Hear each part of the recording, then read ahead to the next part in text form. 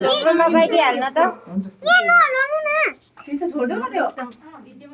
किसाले के पिन्छ अरे अहिले तिमी लास्टमा टिका लगाइदिने ल है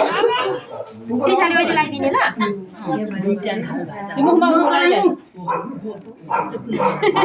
कल्ली लगाइदिँदै हुन्छ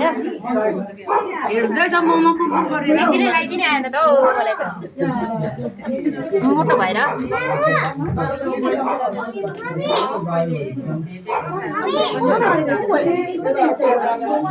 चुप लागि बस्नु चुप लागि चाहिँ आफ्नो सुनले बस्नु चाहिँ नगराइकन